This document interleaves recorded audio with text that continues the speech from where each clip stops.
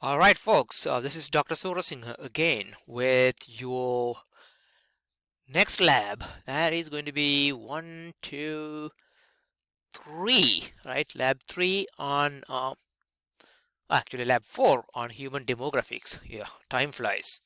Turkeys don't. So,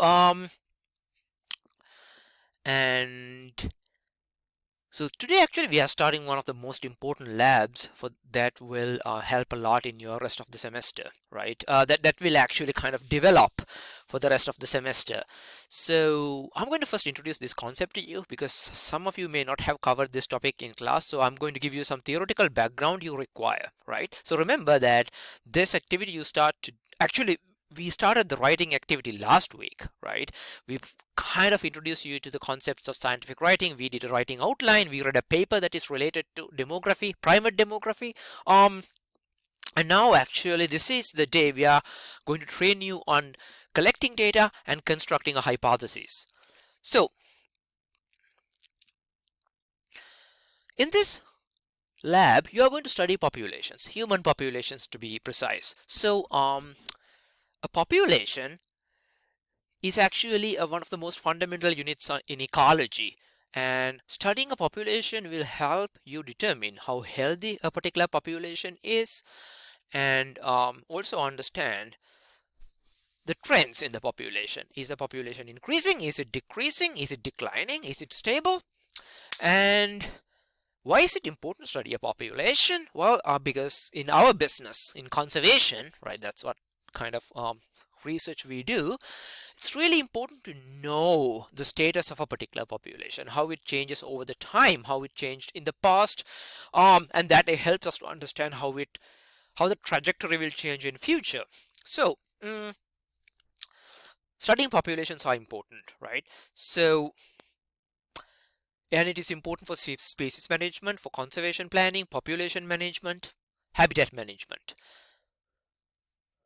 So life history stages or age classes, have different vulnerabilities, right? In a given population, it's very unlikely that all the populations in uh, it's very unlikely that in a given population every individual has the same mortality risk, right? There are some occasions where it could be true. We will talk about a few examples for that, but mostly um, certain age classes, certain ages are more susceptible to mortality than the others. In fact, it also depends on the environmental condition. Okay, I mean, think about what's going on right now. With COVID, we know that older individuals and much younger individuals could be highly susceptible to the infection and mortality through infection. Well, there might be certain ambiguity in that because we are just learning a lot about COVID and how that impacts human populations. But just to give you an example, um, so based when we understand, in a threatened population, a population of a threatened species, right? If you were to study the mortality across different age classes, then you can understand what age class or age classes are mostly vulnerable to death. So you can actually develop your conservation planning more targeted towards that particular age class that is highly vulnerable to mortality, right? So the habitat management, head starting, species introduction, population augmentations, all of those can be revamped um, once you understand the age class that suffers the greatest mortality risk. So in other words, you can target now your conservation action towards those specific age classes. And the same thing regarding managing invasive species, management of exotic species, right? In a given exotic species, if you want to get rid of it, you need to target the age class that is mostly vulnerable to death, right? And if you actually target your management actions to that particular age class, you will be more successful in eliminating that particular species from that particular habitat. Um, Now, in this activity, you are going to work on human demography, right? So, are there any importances of understanding human demography? Yes, I mean medical sciences requires to understand what age classes are mostly vulnerable to mortality under different environmental conditions. You know, of course, that humans, the older you are, the greater the risk of you dying. But I'm going beyond that. In different diseases, right? In infectious diseases or non-infectious diseases, genetically predisposed diseases, right? There's an age-specific mortality risk. In medicine, it's important to understand that. In healthcare practice, it's important to understand that. And in insurance business, it's also important to understand that. When you're buying an insurance policy, why is it more expensive to buy an insurance policy when you're older? Because your health can deteriorate based on your age, right? Certain diseases, you might be more vulnerable to certain diseases based on your age, right? Why is it more expensive to buy life insurance when you're older? For the same reason. So populations, it's actually by definition is a group of individuals of the same species that live the same habitat in a given time frame. Now, what is a life table? Life table by definition helps us understand if a population is growing, is it shrinking, is it declining, is it stable over the time, right? And so in this case, for a life table, you have to collect data based on different sex, right? Male, female, juvenile separately, right? In certain species, you cannot tell the sex when they are juvenile. In humans, you can, of course, but in several other species, it is hard to tell because the sex organs are not externally visible. And then the most important part is you need to collect the individual population based on their age, right? And then once you have collected the information about the age and the number of individuals occur that in population within that particular age, and then from that you can actually calculate their survival, and from the survival you can calculate their death rates per age class, and that's the basic information you require to understand survivorship, age class specific survivorship in that population, and also to infer something about the life expectancy. Alrighty. These are very basic stuff, right? And you are going to, in your lecture, right, whether it's I am teaching you a lecture or someone else, you will get to revise these in greater detail in the lecture. I'm just trying to give you a basic introduction so that you can successfully navigate through the lab. There are different types of life tables. Cohort life table is actually a life table that you construct from a group of individuals that was born at the same time. It's great strategy if you were monitoring short-lived species. It's a great strategy if you are looking at species that don't move around like a plant, right? And if the plant is long-lived, this is not suitable. For a grass, which actually does not live more than a year, this is great, this is excellent. For an annual herb that dies after a year, this is a great strategy to study that population. Static life table is actually what we are going to use today or for the rest of the lab activity. Static life table uses historic data based on mortality records to infer, to construct survivorship, to calculate survivorship, right? To calculate age-specific mortality or age-specific survival, right? So that kind of strategy works well for long-lived species. That is hard to continuously observe the same individual over and over and over, particularly species that move around. Humans, for example, that's why for this activity we are using static life tables, and they are much easier to construct compared to a cohort life table. Well, maybe for a ecologist like me, I would rather construct a cohort life table by individually following species, but we are going to make the life easy for you by giving you a static life table exercise. So humans do have age-specific mortality risk, right? In other words, the probability of a particular individual dying is not constant across different ages in any given human population.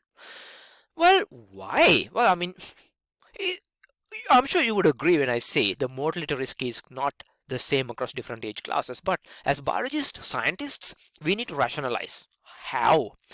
Maybe in the modern era, because of the advances in medicine, patient care, hospital care, technological innovations, provision of better health care in general, may actually reduce your mortality risk, right, across different age classes. until it's biologically not feasible for you to live longer, right? So maybe because of that, more recent cohorts, human populations that were born within the last few decades, or maybe last century or beyond, last half a century or beyond, might actually have a greater survival than those that were born about 100 or 200 years ago, right? Um, so how do we test that kind of hypothesis? Well, in order to do that, you actually need to collect historical data. You need to shuffle through death records, right? From maybe like 100 years ago up until now, right? Theoretically speaking, that's how you do it. And analysis of age at death can actually reveal patterns or lack of a pattern of age-specific mortality. How age-specific mortality has changed over the last 50 years, 100 years can be answered by looking into this kind of data. In this lab, that's what we are going to do. We are going to kind of boil it down to a much more simple activity and make you collect the data, come up with hypotheses, and test it. So in this lab, we will construct two life tables and two survivorship curves for two human populations, right? So we will do it by visiting two local cemeteries. Now, I am proposing two cemeteries. You might have already heard the names of these two cemeteries before, because when I was talking about the very first activity, GPS activity, I mentioned about Mount Prospect and the first cemetery as two examples. So Mount Prospect, like you know already, it contains burials from the recent past. First cemetery right across campus has burials from, I think, centuries ago. Right, I think it goes to 1700s. The lab manual, in chapter 7 of your lab manual, explains the history of those two cemeteries. Now, keep in your mind, I will iterate this again. These two are suggestions. They are close to campus. You already know where they are. You can actually walk to them from school. So if you live in the town, if you come to school for a class, maybe it's easy to visit these cemeteries and collect data. Maybe it's easy to go with a friend and collect data, right? So that's why I suggest those two, right? But if you don't come to campus often, if you are, working from home, learning from home, do not have to go to these things, okay? You can pick other two alternatives, right? And what you are going to do is you will start recording birth year, death year, and the sex, right, of the individuals, right, by reading the tombstones. So I will go back and revisit the methods, but let me explain, kind of the most immediate goal in this activity. I want you to come up with two hypotheses. One hypothesis, at least partly, is already provided to you. If when you read the lab manual, which you should before you start this activity, right, you will notice that on page 65, we kind of direct you towards constructing your first hypothesis, right? So the idea here is, and I want you to attempt to explain why these two cemeteries can show differences in human survivorship. And then I want you to predict the direction of the difference. Now, let me explain that. It may be hard to at first grasp what I'm talking about here, right? So, the two cemeteries represent two cohorts, right? The recent human population, let's say modern population, and ancient population, okay? Or historic population. Ancient sound too historic. Okay, so in the modern era, the modern human population use a lot of motor traffic. Okay, so there's a higher risk of succumbing to fatal accidents, right? There are more highways, faster speed limits, faster cars, and combined with other impacts like alcohol or other forms of distraction like cell phones, you can argue there are more, the technology actually has created such an environment for poor driving, faster driving, distractions while driving, and that will actually increase fatalities in the modern era compared to the historic populations. As such, the historic population will have a higher survivorship, lower mortality than the modern era, right? So in my case, since I'm looking at first cemetery versus Mount Prospect more recent, first cemetery more historic, right? My first cemetery cohort will have a greater survivorship than the Mount Prospect cohort. Well, how about another alternative explanation? Our lifestyles as humans have changed a lot. within the last century. Okay, we have moved from, we used to have, our species used to have lots of blue collar jobs, physical labor, right? But now we don't do that kind of stuff. We are actually, our careers are more sedentary, our lifestyles are less physically active, we are not engaged in physical activities, right? Unless like me going to the gym or going to the field. So because of that, we can infer that recent populations are actually not very healthy because lack of physical activities and actual exercises. So modern populations may suffer greater mortality due to non-infectious diseases like cardiovascular diseases or diabetes, or diseases that you contract because of your poor lifestyle choices. Okay, that's another hypothesis. Okay, how about a completely flipped hypothesis? Medical sciences have advanced quite a lot. Healthcare has improved quite a lot. Patient care has improved quite a lot.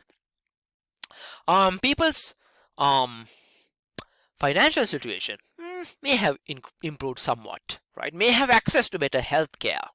So maybe because of that, the modern human populations, thanks to the advancement of sciences, right, might are actually having a greater survivorship and a lower mortality. So you can come up with a hypothesis saying that Mount Prospect cohort, right, have a lower mortality or greater survivorship.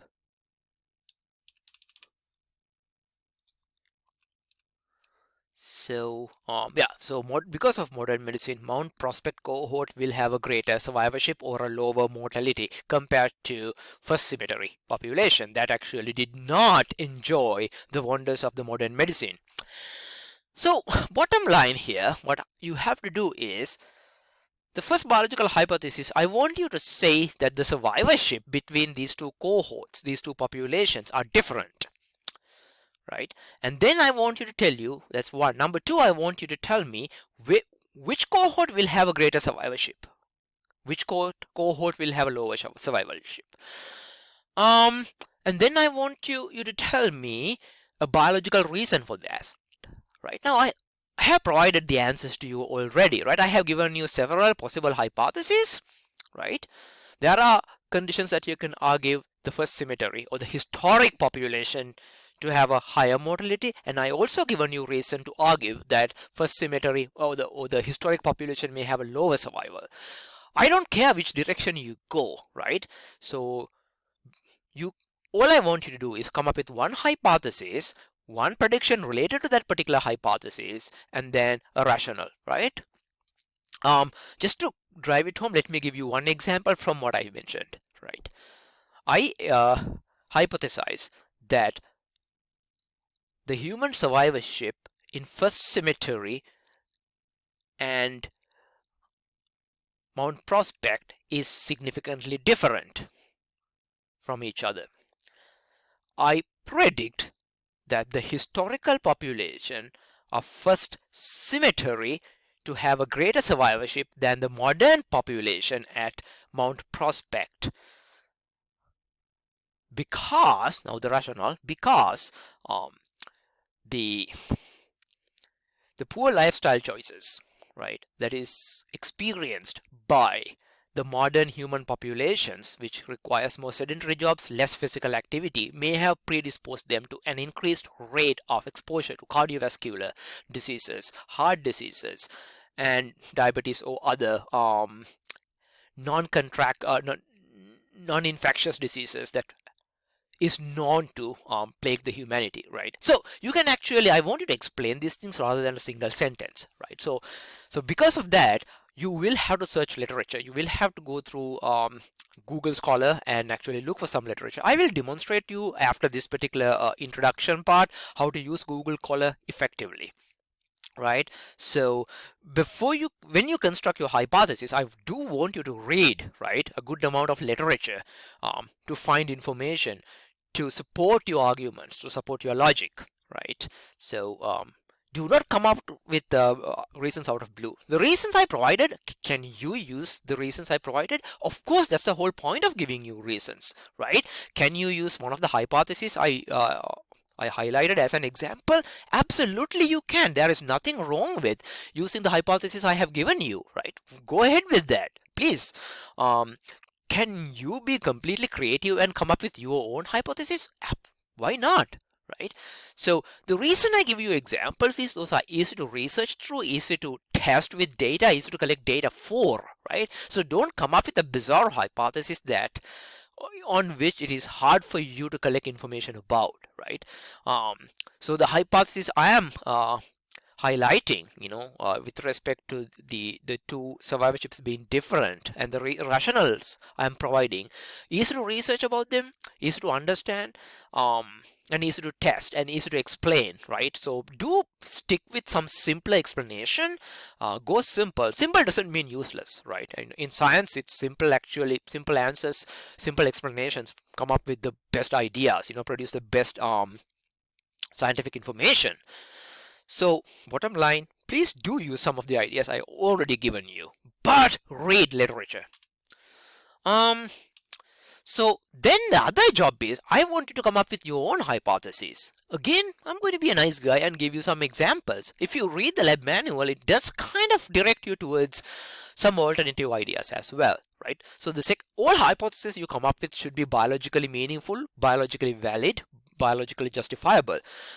Men versus women. Well, sex has a lot to do with mortality risk, particularly with respect to certain diseases. So this is actually an ongoing debate, right, in the medical field. Are men more susceptible to cardiovascular diseases than women? Historically, people actually believed so, right? Some people still believe that, but now some physicians argue that women manifest cardiovascular diseases in a completely different way than men, and when women get it, they actually have completely different symptoms than men show. So because of that, when women actually have cardiovascular diseases, it goes unnoticed. So there are some really interesting medical literature, medical research trying to deconstruct, the cardiovascular disease, how cardiovascular diseases impact men and men and women separately, and also about how about diabetes, like especially if we are looking at South Asian and Middle Eastern populations, men have a very high risk of contracting type 2 diabetes than women. So if you guys are medically inclined, if you dig into literature on, the differential risk mortalities of between men and women, you're going to find a lot of information, right? Our men are more prone to take up careers that have a greater risk, right, than women. Well, it's very little. That's not very medically relevant. I don't know how to test that, but there's another idea. But I think there are lots of medically relevant hypotheses that you can, rationalization you can come up with. So one of your hypotheses, second hypothesis could be that in Bridgewater human populations, men are more susceptible to, or not more, in Bridgewater human populations,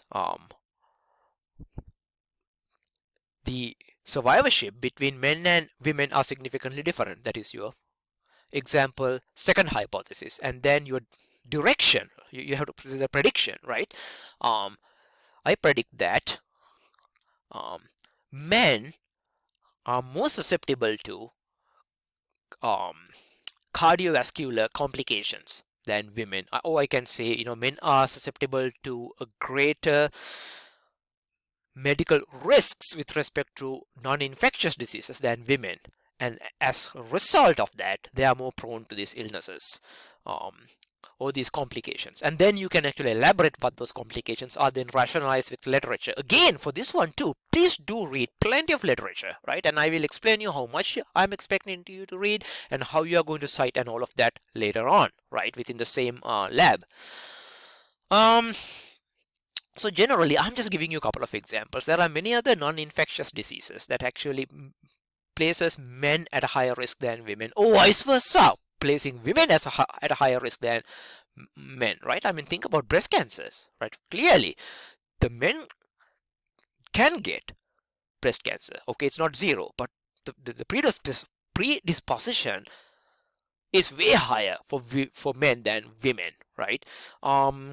ovarian cancer, right? Any cancers in the reproductive system, right? Women has a much greater risk than men, right? So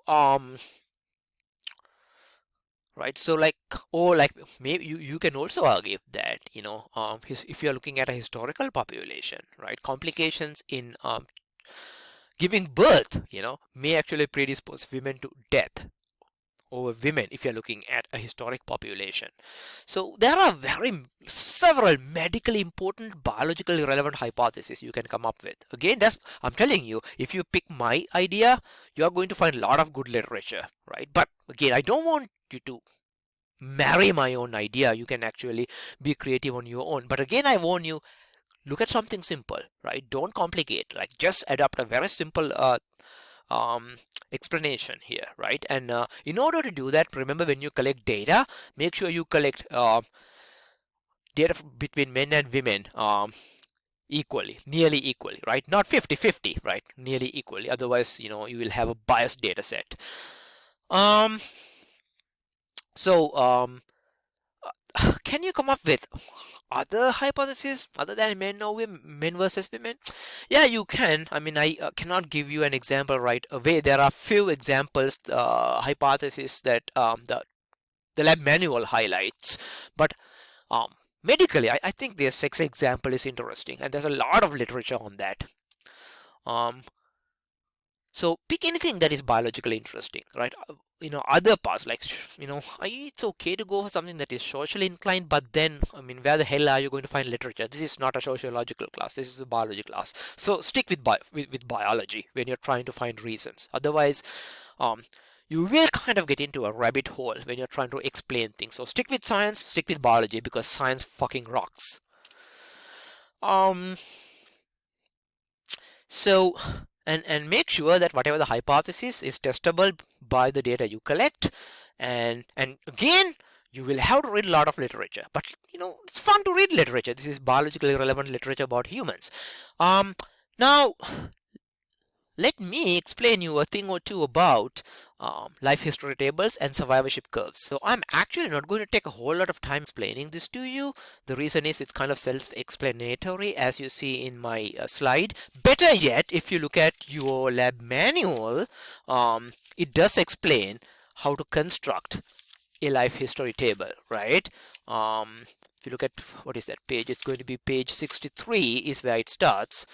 And the rest of the chapter of that lab manual beautifully elaborates how to construct a life table, right? So this is actually exactly the same, not for humans, this is for plants, right?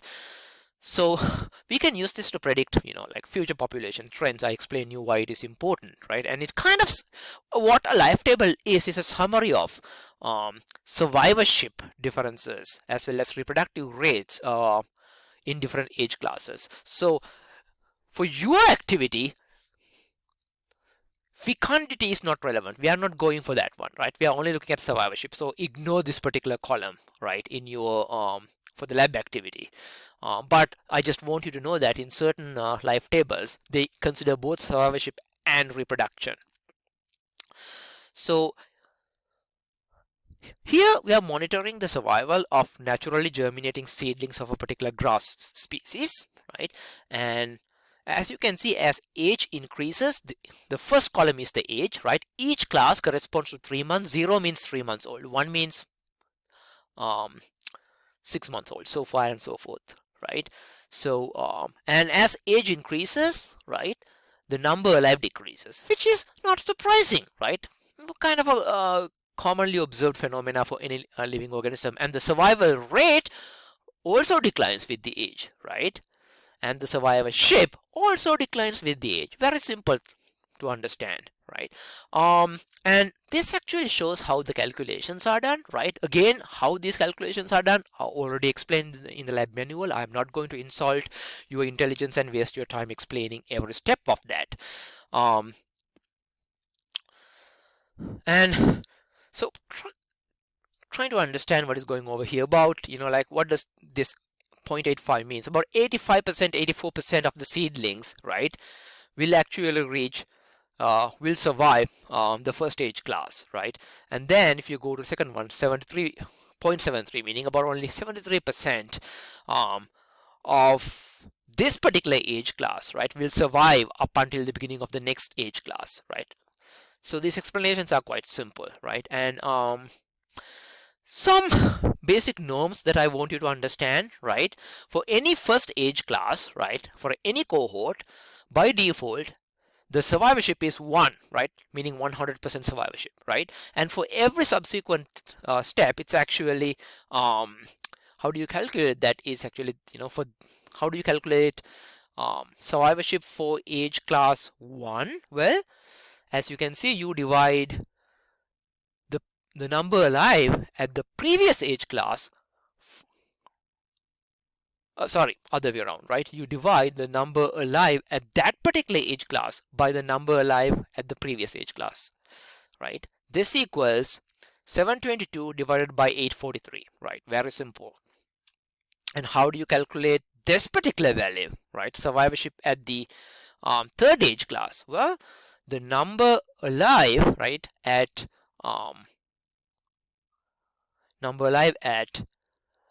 that particular age class divided by the number alive at the very beginning. So that's actually how you calculate. This is a kind of a typing mistake. This number should be 527, not 522, right? It is 527 divided by 843. Previously it was 722 divided by 843. So whatever the number alive at that particular age class divided by the total number of individuals that was present at the beginning of that particular cohort, right? And so in fact, what I'm going to do is when you are up to doing the calculations, I will go over this math again, and I will provide you a programmed Excel sheet to enter data and explain how this is done one more time. So and fecundity and all of that, you do not have to worry about that. I just mentioned it for you to know that that kind of stuff is also available, displayable in a live table, right? Now to a survivorship curve. Okay, so need to drag myself here and there.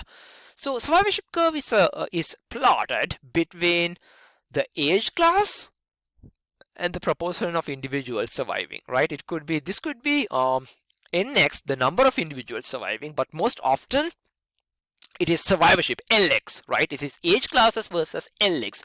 Lx for the most of the time, and Lx is, if you can remember, is survivorship over here, okay? And Lx, Sx, Nx, those are kind of standard notations that I do want you to know, right?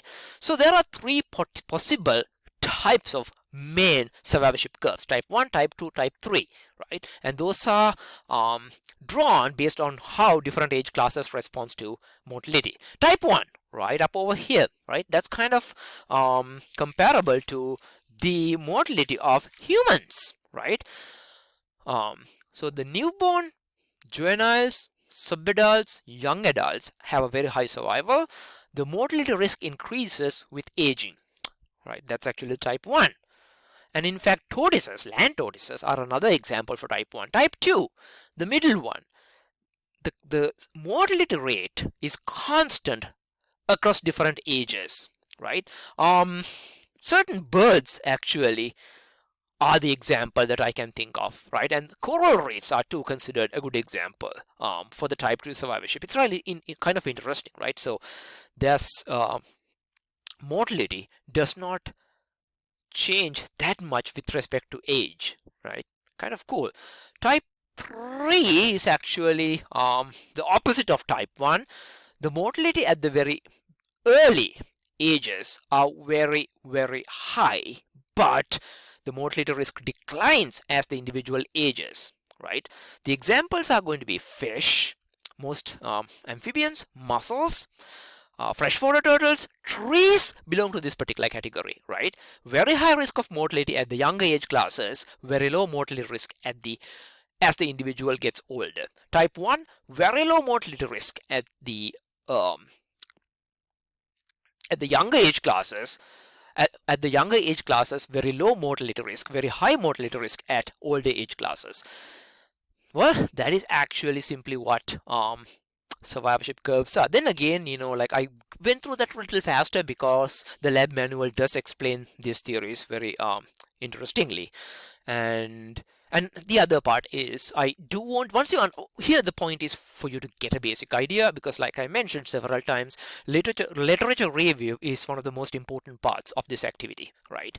So first of all, read the lab manual very carefully, then pick two cemeteries. You are welcome to pick the two examples I provided to you, or you can pick any two in your hometown, but make sure when you do, one represents historical data, another represents more recent data. How do you know which one is historical, which one is not? Ask your folks, ask your parents, right?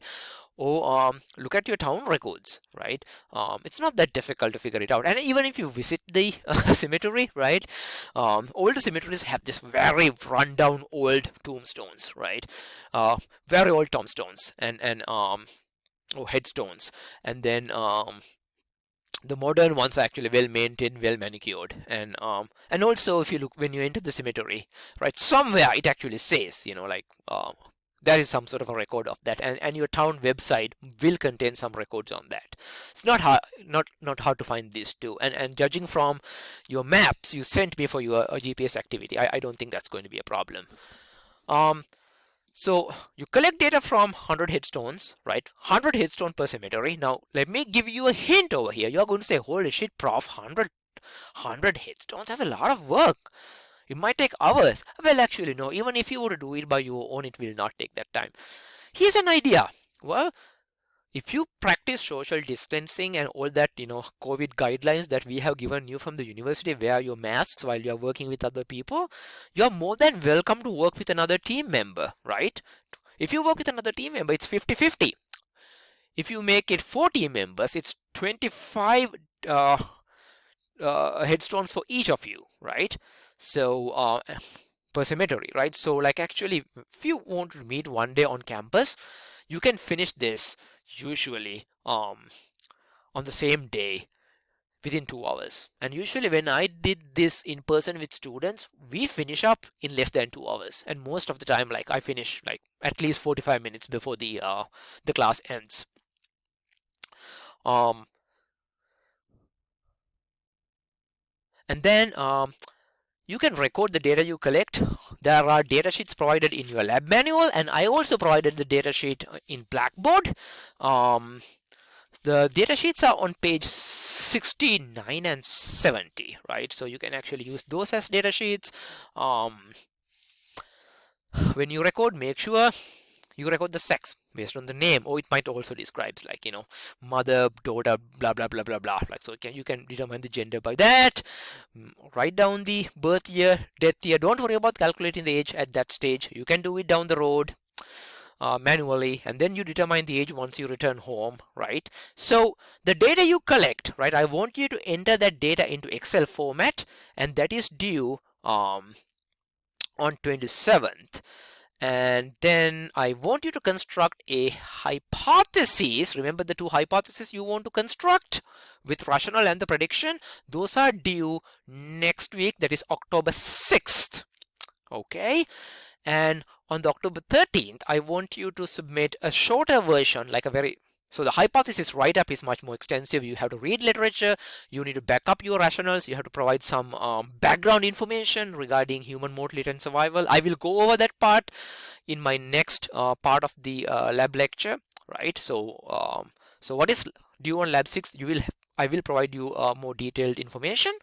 And then October 13th, you are supposed to blog about that through Blackboard discussion boards, right? And I will show you where to find all of that in a second.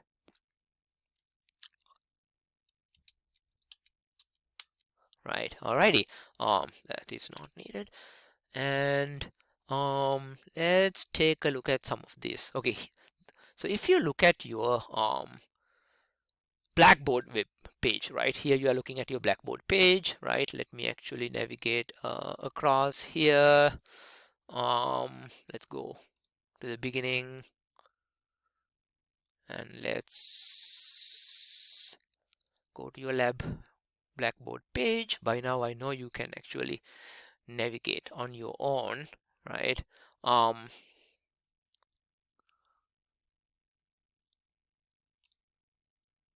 right? So then you go to course content, right? And you navigate to Human Demography Lab. You click that one, right? This has all the information you require regarding this particular activity. Um, this is actually the blank Excel data sheet, right? Which is this one. All you have, I have even created the age classes over here, right? So first, based on your actual Excel actual data sheet, right? Based on the age at death and age at birth, you calculate, sorry, based on the year of birth and year of death, you calculate the age.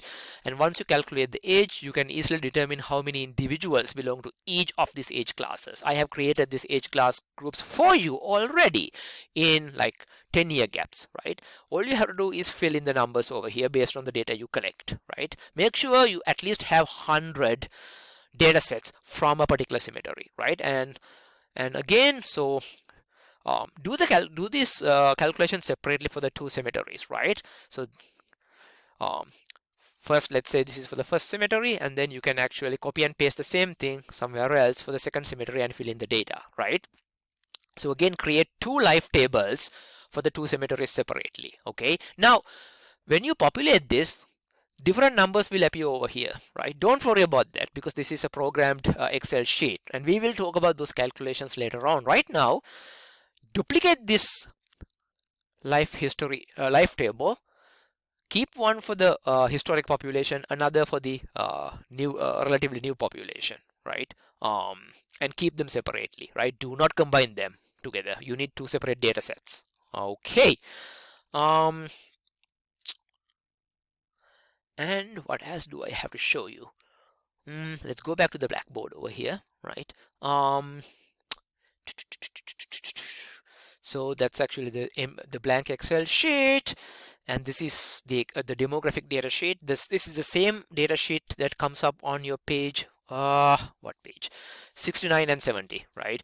And this is actually kind of some instructions that I will go over next regarding how to start your write-up, how to construct your background information, and how to do literature search for hypothesis construction.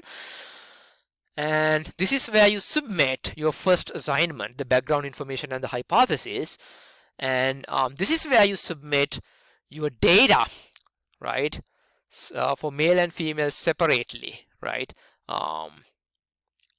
For your second hypothesis as well as for your first hypothesis, right? This is where you submit your data that you collected, right? Remember, right? When you collect your data over here,